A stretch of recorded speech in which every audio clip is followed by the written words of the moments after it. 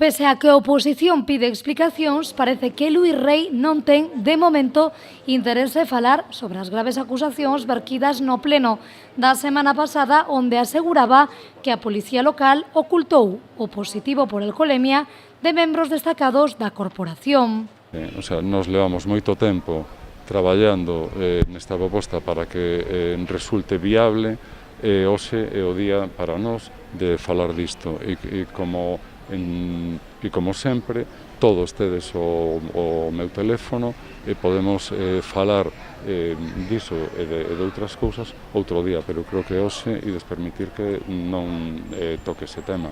Unhas declaracións que realizou nun acto xa de precampaña onde presentou a súa proposta de transporte urbano. E temos que dicir que na Enquisa recollimos a opinión da xente, unha poboación que asume que o tráfico, que denuncia que o tráfico en Pontevedra é unha cuestión problemática, non, que necesita ser abordada e resolta, que o transporte público pode ser unha das solucións para esa problemática e que ademais estaría disposto maioritariamente a utilizalo sempre e cando os itinerarios propostos, as frecuencias, o prezo asequible así o permitisen, non? Polo tanto, detectamos demanda para unha solución en transporte. Unha proposta que pasaría por contar cunha liña circular na cidade.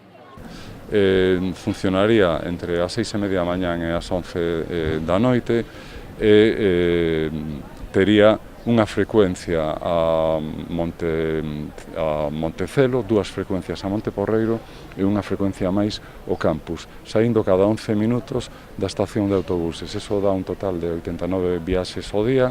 Serían uns autobuses pensados para a cidade, con 28 prazas ecolóxicos, evidentemente accesibles, con wifi, etcétera, etcétera, porque serían, digamos, de última xeración, son os que contrataron para Barcelona últimamente.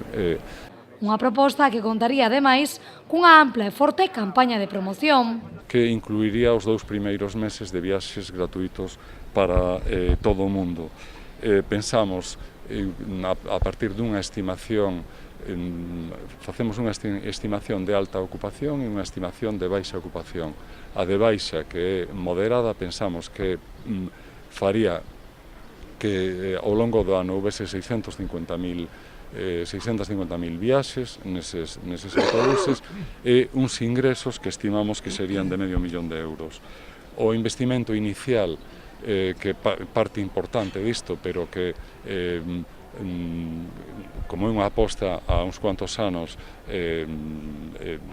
é asumible o investimento inicial, porque calculamos que sería entre 4 e 5 millóns de euros. Sería este o primeiro paso da xestión dunha empresa de transporte urbano de Pontevedra, de xestión pública segundo os plans de Marea. Unha empresa que tamén se faría cargo das prazas de aparcadoiro que ten o Concello en propiedade e do servizo de guindastre municipal.